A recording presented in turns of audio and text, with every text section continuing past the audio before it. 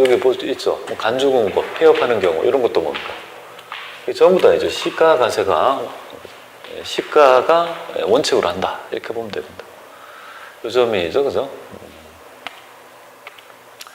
자, 이게 부당이익은 뭐냐면요. 부당이익 계산 부인 규정은 요 규정입니다. 세무일급에서 출제되니까 한번 보겠습니다. 우리 부가치세법에 부당이익 계산 부인 규정이 있습니다. 우리 법인세법에서 우리 부당이익 계산 부인 배우셨죠, 그죠? 그래서 부당이익 계산 부인 규정의 정의는 뭐가 되겠습니까? 당연히 뭐요? 우리 특수관계자하고 조세의 부당 감소를 야기한다라면요. 뭐 이런 것들을, 그죠? 우리 너가 계산한 방법을 부인하고 법인이 계산한 우리 법인세법의 규정에 따른 방법에 따라 한다고 했지 않았겠습니까? 여기 보면 부당이익 계산 한번 보죠. 자, 부당이익 계산은 반드시 여기에 거래 당사자가 바로 특수관계자야 됩니다. 네, 특수관계자와의 거래이다 이렇게 되어 있습니다. 그래서 앞에 보면 특수관계자인에게 공급하는 재화 또는 용도의 공급액이 조세를 부당하게 감소할 걸로 인정되는 경우에는 시가를 공급가액으로 본다. 이 말이 먼저 보겠습니다. 우리 이제 재화하고 용료로 좀 나눠서 말씀드릴게요. 어떤 상품이 있다 할까요? 아니, 상품이 원가가 10만 원 있고요. 시가가 15만 원 있다고 가정해 보겠습니다. 이런 어떤 뭐 상품이나 용역이나 하여튼 가액이 있다고 가정할게요. 근데 이 거래하면서, 그죠? 이렇게 저가로 줄 수도 있고, 저가로 공급할 수도 있고, 무상으로도 공급할 수 있다고 가정해 봅니다. 여러분들은 특수관계자가 아니라면 이렇게 무상으로 줄까요? 안 줄 거다, 그죠? 특수관계자가 아니라면 이 규정을 적용하지 않습니다.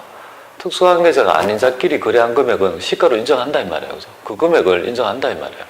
하지만 특수관계자간끼리 있죠. 이런 거래를 한다라면 이걸 우리 우리 부가치세법은 어떻게 볼 거냐 이거죠. 저가로 공급했대요. 얼마에 공급한 거예요? 10만 원에 공급한 거야. 그럼 10만 원에 공급했다고 하면 그게 10%인 만 원을 걷어냈을 거 아니에요, 그죠? 그거 불인정하겠다 이 말이에요. 그러니까 어떤 거 금액으로? 시가에 의해서 가세하겠다는 겁니다. 공짜로 줬대요. 그건 너의 얘기고 우리는 시가에 의해서 가세하겠다, 그죠? 물론 적용이 어려울 것 같아요. 이 거래를 과세상국이 일일이 뭡니까? 저가로 공급했는지 무상으로 했는지 일일이 어떻게 하냐 이거죠. 그래서 그 얘기는 우리가 세무조사 과정에서 적출이 될 수 있습니다. 뭐 그때 있죠. 과세 근거로 해서의 얘기 정도지 현실적으로 이걸, 그죠? 적용해서 한다는 것은 좀 어려울 것 같아요. 용역을 저가로 공급하더라도 시가가 되겠습니다. 이렇게 되어 있습니다. 근데 우리 어제 배웠죠. 용역의 무상 공급은요. 대원칙이 뭘까요? 어제 뭐 냉면 가게 뭐 이런 얘기를 드렸는데요. 우리 아들 친구들이 음식점을 영위하는 사업자인데 아들 친구들이 와서 냉면을 공짜로 먹었다면 과세한다 안 한다? 과세하지 않는다는 거죠. 그러니까 가상이죠. 중요했던, 출제 많이 됐던 게 바로 용역의 뭡니까? 무상 공급은요. 과세하지 않는다가 이죠. 원칙이었다 이거죠. 근데 과세하지 않는 이유는 어제 말씀드렸잖아요. 용역이다 보니까 적출하기 어려워서 포기했는데 확인이 되는 거래가 있더라 이거죠. 그게 바로 어제 얘기했던 하나 예배. 부동산 임대 있죠. 업 중에 부동산 임대 무상 용역. 부동산 임대보험 용역이잖아요. 그죠? 무상으로 용역을 제공한 거. 대신에 특수관계자가 있어야 되겠죠. 특수관계자가 아니라면 임대를 공짜로 주겠습니까? 그러니까 여기에서 단 특수관계자에 대한 자의 부동산 임대 무상 용역은요. 부동산 임대 무상 용역은 과세하는 그런 입장을 가진다. 이렇게 보면 되겠습니다. 이렇게 논점이 될 것 같습니다. 그죠? 요 책에서 좀 책이어야 될 부분은 이렇게 기술하는 것보다는 저렇게 기술이 되어서 정리가 되어야 된다는 점 말씀드립니다. 그래요. 이렇게 돼야 돼요. 이렇게. 저렇게 너무 포괄적입니다. 물론 이 정도만 하더라도 TAT의 이론적 개념으로는 별로 뭐 여기에 포커스가 아니라서 그런 것 같지만 우리는 뭐 이걸 떠나가지고 전반적인 이 개념을 좀 배워야 될 것 같죠. 자, 거래 형태별 과세표 좀 볼게요. 자, 여기서 여러분들이 좀 알아야 될 점이 있다면 뭐 외상이나 할부 판매는요. 뭐 당연히 과표는 외상 판매라면 공급한 총 금액을 얘기하는 거죠. 근데 어제 우리가 공급 시기를 배웠잖아요. 이렇게 단기 할부 말고 뭡니까? 이게 장기 할부라 했죠. 요거는 단기 할부잖아요. 그죠? 그 장기 할부는 우리가 대가의 각 부분을 받기로 한다라고 했지 않습니까? 대가라는 건 돈이고 받기로 한 때는 약정이죠. 계약이죠. 그죠? 그때를 뭡니까? 돈을 받기로 한 때 그때 공급했다고 보겠다 했잖아요. 그죠? 그러니까 이 과표는 계약에 따라 받기로 한 대가의 각각의 부분은 뭡니까? 과세 표준을 할 수밖에 없는 거죠. 굳이 한 방에 3억 원에 팔았다면 3천만 원 굳어 낼 거다. 이거잖아요. 그런데 그 3억 원을 3년에 걸쳐 나눠 받는다라면 장기 할부 판매가 되고, 그죠? 이거 다른 것도 먼저 나눠 받는 판매가 되고, 그러면 1년 뒤에 돈 받을 때 뭡니까? 대가의 각 부분을 받기로 한 데가 1억, 1억, 1억이니까 받기로 한 각 부분이 1억이니까 1억에 대해서 그죠? 1,000만 원씩 굳어가지고 낸다. 이 얘기가 바로 여기에 있습니다. 뭐 그런 얘기고요. 얘는 뭐냐면 선불로 줬을 때 안분한다는 겁니다. 12개월치 뭡니까? 12달, 그죠? 임대를 미리 줬다라면 돈을 줬다는 이유로 그 시점에 과표를 잡는 게 아니라 기간 기속하자는 겁니다. 이게 발생주의가 똑같다고 보면 되겠습니다. 그죠? 보통 우리 외국인들한테 렌트 같은 거 하면 보통 1년치 성금 같은 거 많이 받습니다. 외국인 렌트는 보통 그래요. 외국인들한테 렌트를 하면 보통 거기는 1년치 성금을 줘요. 한 달에 월세 100이면 그냥 계약할 때 어떻게 합니까? 1,200을 줘요. 그래서 그러면 좋겠죠, 그죠? 1,200을 그죠? 성금을 다 받잖아요, 그죠? 그럼 나는 지금 돈을 1,200 받았잖아요. 근데 내가 만약에 부가시세 과세 사업자라고 가정하면 1,200을 받았다는 이유로 과표가 1,200이 아니라는 거예요. 1,200 중에서 뭡니까? 과세대상의 계약 개월 수 있죠. 총 계약 중에서 올해 일기 예정이라면 석 달이니까 뭡니까? 300만 원이 뭐예요? 과표가 된다 이거죠. 그러니까 뭐 쉽게 얘기하면 발생주의에 따른 기간 기속이라고 보면 됩니다. 발생한 있죠. 돈 받은 그 있죠. 과세 표준이 이렇게 그 기간에 대응하는 안분 계산한다고 보면 되겠습니다. 뭐 이런 얘기들을 합니다. 근데 그렇게 받으면 좋을 것 같은데 꼭 그런 것도 아니에요. 참 이가 그죠? 그러니까 항상 우리 인생은 타이밍이다라는 거예요. 옛날에 부동산이 굉장히 오를 때 뭡니까? 오를 때 막 급등하고 있을 때 제가 마침 있죠. 누구한테 집을 하나 사라는 제의를 받습니다. 한 20년 전에. 그게 뭐냐면요. 도곡동 뭡니까? 주공 아파트였습니다. 도곡주공 13평짜리. 그 당시에 한 2억쯤 했습니다. 2억쯤. 그 당시에 한 2억 가까이 했나? 그래서 시가가 그래서 재건축을 한다니까. 그래서 이제 타워 팰리스 바로 앞에 보면 거기에 숙명여고 있고 밑쪽에 중대부고 위로 넘어가는 거기에 딱 그죠? 도곡동 주거 아파트가 있었는데 가봤어요 제가. 가봤는데 13평이니까 작잖아요. 그래서 다 좋아요. 다 좋은데 문제는 최고 열받은 게 뭐냐면 화장실 때문에 열받은 거예요. 화장실은 문을 또 갔는데 뭡니까? 이런 미닫이가 아니고 뭡니까? 여닫이인 거예요 이렇게. 화장실 문 미닫이가 아니고 여닫이 옆으로 이제 문을 쫙 열고. 근데 최고의 악권이 뭐냐면 화장실이 뭡니까? 황제, 그죠? 뭐 왕자도 아니고 이렇게 굉장히 높이 돼 있는 거예요. 올라가서 한 칸 올라가서 이렇게 높이 이렇게 자변기가 있는 거예요. 아니 도대체 뭐냐 이거. 도대체 여기서 과연 내가 효용이 있을까? 내가 그 정도의 돈을 줘서 효용이 있을까라는 생각을 하게 됩니다. 그때 뭐 여러 가지 때문에. 근데 이제 결정적으로 그거하고 뭐냐면 아까 얘기했잖아요, 그죠? 제가 뭐 지방에 약간 건물이 하나 있었는데 그 당시에 그걸 팔아가지고 살려고 했는데 그때 외국인이 뭡니까? 렌트를 준 거예요. 아니 2년 성금을 준 거예요. 2년 성금을. 무슨 말인지 알겠죠? 2년 계약했는데 2년 성금을 주더라고. 100만 원씩 받았습니다. 2,400을 받은 거예요.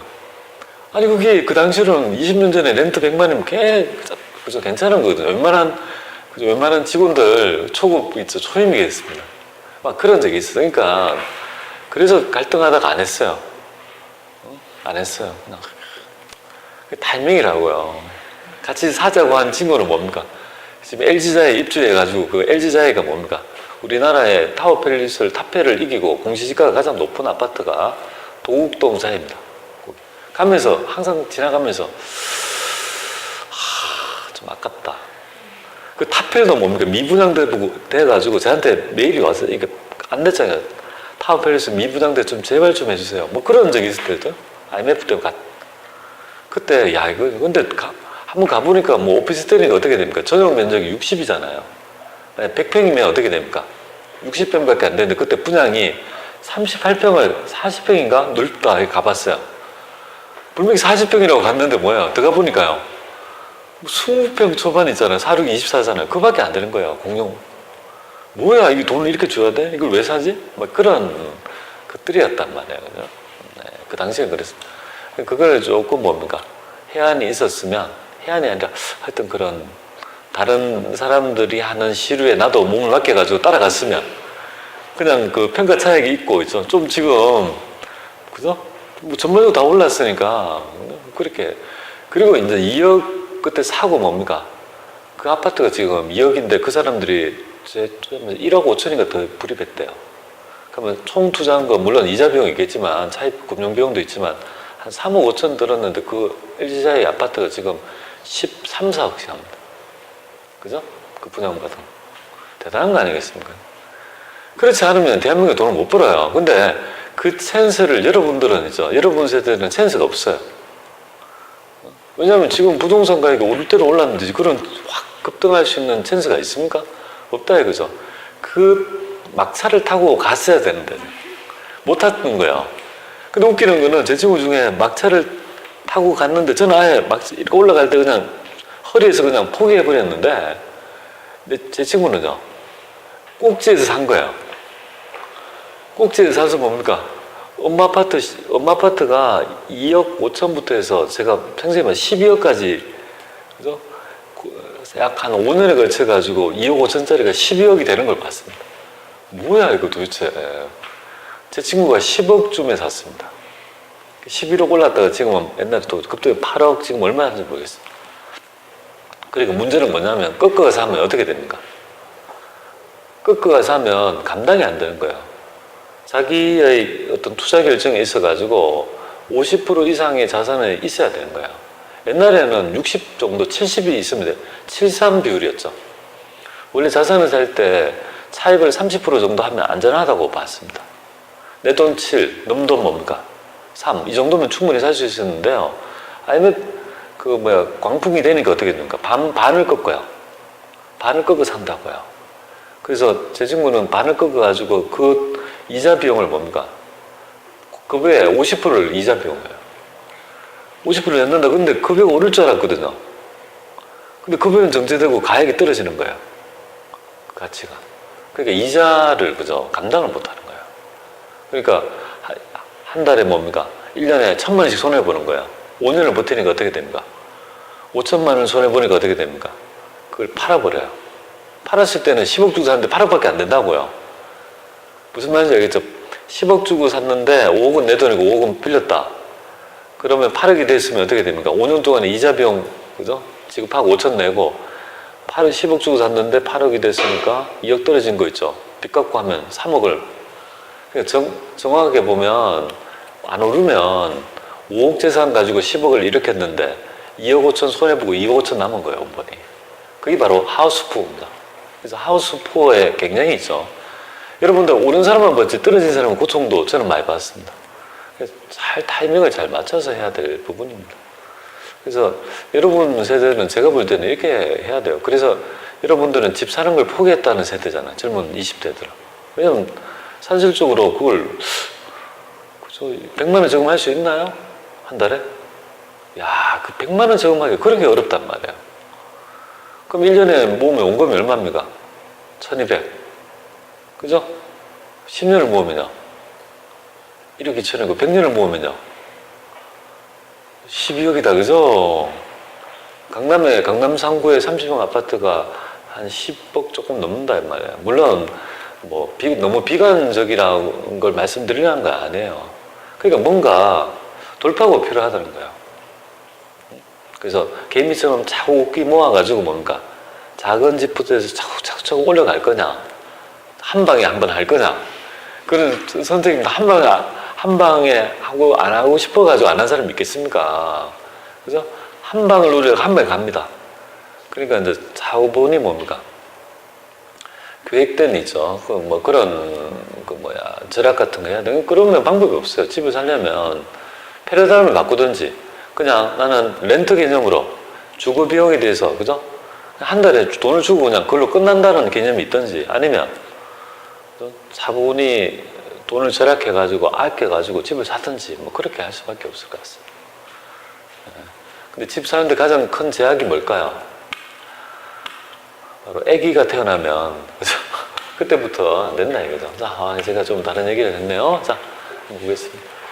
이렇게 과표의 포함 여기가 이제 두 번째 주제죠. 과세표준에서 지금 현재 보면 과세표준이 뭐라고 했습니까? 공급가액. 공급가액에 포함하는 금액이 있고 포함하지 않는 금액이 있는 거예요. 이 말은 포함한다는 말은 과세표준이 공급가액이니까 공급가액에 포함한다는 것은 포함해서 10%를 때린다는 말이니까 과세한다는 거고, 과표 공급가액에 포함시키지 않겠다는 거는 포함시키지 않은 채로 10%를 때리니까 얘는요. 그죠? 과세하지 않겠다는, 얘는 과세하고 얘는 과세하지 않겠다는 의미죠. 그죠? 여기에 뭐 공제하지 않는 거 있나요? 여기 있네요. 그런데 이제 뜬금없이 뭡니까? 과표에서 뭡니까? 공제하지 않는 금액이라고 나타나잖아요. 그죠? 이 말이 뭐냐, 이거죠? 뭐 포함하면 포함하고 말면 말고 하지. 뭐 공제하지 않는 게 왜 이상한 말을 또 하냐, 이거죠? 저도 옛날에 공부할 때 있죠. 답답했으면 뭐야, 도대체. 깔끔하지가 않잖아. 뭐 하면 말, 기면 기고 아니면 아니지, 뭐. 뜬금없이 제3의 이 개념은 뭐냐, 이거죠. 그래서 우리는 이 개념을 조금 이해를 해야 될 것 같아요. 이게 무슨 말인지 한번 보겠습니다. 요걸 얘기하고 좀 시도록 하죠. 일단 얘부터 먼저 얘기하겠습니다. 얘를 하고요. 이 두 개에 대한 있죠. 개념이 알아야지 나중에 메인 매출 전표랄지 이런 걸 입력할 때, 그죠? 우리가 딱 보고 어떤 글을 읽어보고 그 금액은 포함할지 말지를 해서 있죠. 단가를 정할 수 있어요. 아시겠죠? 어려운 시험은 이렇게 나와요. 뭐 100개를 했는데 하자가 있었다 하면 이걸 지금 다 치부할 건가 하자는 뺄 건가, 단가도 뭡니까? 여러 가지 때문에 뭔가 변화했다면 단가와 수량에 대해서 뺄 건지 말 건지를 판단하는 기준이 이거란 말이에요. 단순하게 보지 말고 이 개념이 정확하게 있어야지 전 선생님 1급에 메인 매출 전표 등에 대한 그저 학습이 할 수 있다고 보시면 되겠습니다.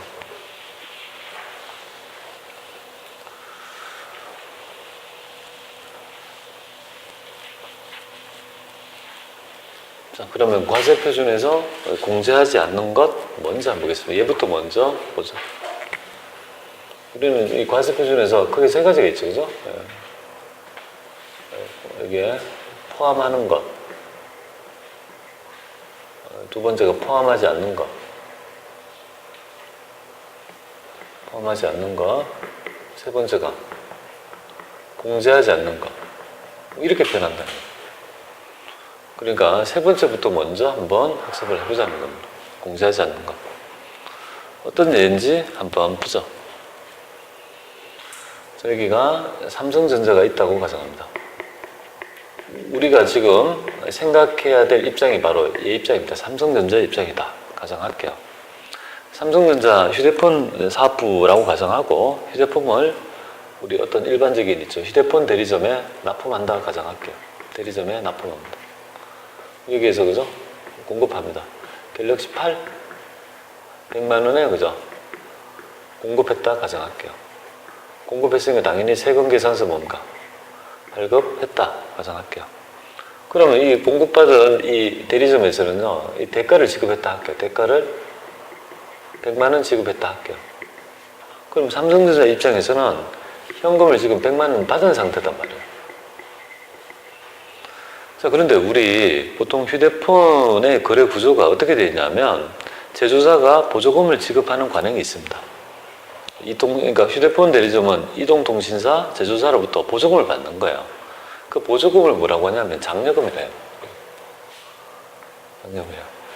그럼 장려금을 지급하게 된다 이거죠. 그러면 여기에서 삼성전자 입장에서는 장려금을 지급하게 됩니다. 20만 원을 지급한다 할게요. 그럼 이렇게 해서 지급했다 가정할게요. 지급했다 가정한다 했다. 그러면 이 거래에서 삼성전자 입장에서 순현금은 얼마냐 그죠? 100만 원 받았지만 결국은 이 거래에서 파생된 거래로서 장려금이 20 나갔으니까 실제 순현금은요. 순현금은 80만 아니냐 이거죠. 이 금액이 지금 수치한 거 아니냐. 우리 방금 배웠던 과세표준의 대원칙이 뭐냐면 현금으로 받았더라면 그 대가를 과표를 한다는 그 취지에 있죠. 취지를 적용할 때 얘를 기준으로 할 거냐, 얘를 기준으로 할 거냐에 대한 개념이에요. 원래 100만 원 받았는데 그 이후에 이런 장려금이라는 그죠, 이 현금의 변동 내역을 과세표준에 포함할 거냐 말 거냐에 대한 얘기다 이렇게 보면 되겠습니다. 그래서 우리 법은 어떻게 하라고요? 이런 장려금을 그죠, 원래 과표에서 뭔가 원과세표준 있죠. 100만 원 끊어준 거에 뭔가 공제하지 말래요. 즉 이 말은 여기에 기록된 이 거래는 원래 거래, 원거래에 있어가지고 변동을 시키지 않는 요소로 보겠다. 그렇게 보면 돼요. 쉽게 하면 냅둬라 이 말이에요. 변화하지 마 이거 가지고 뭐 이상한 짓 하지 마 그냥 냅둬. 그런 말이에요. 그러면 왜 냅두냐면 보겠습니다. 여러분들은 장려금은 실제로 부가치 있죠. 차감하는 요소가 아니라고 보는 입장이고요. 과표에 영향을 주지 않는 요소라고 보는 거예요. 얘가 부가치를 그죠? 감할 만큼의 있죠. 요소가 아니라고 보는 사고고, 대손금은 뭐냐면 우리가 100만 원 끊어줬잖아요. 그런데 이 100만 원을 못 받게 된 거예요. 못 받게 되었다고 해서 마이너스 세금 계산 끊고 뭐 이렇게 하지 말라 그죠? 원거래가 있었고 공급이 있었고 그 다음에 대손 났다는 이유로 그죠? 이거를 뭔가 마이너스 끊고 이렇게 하지 말라 그죠? 여기 어떻게 보면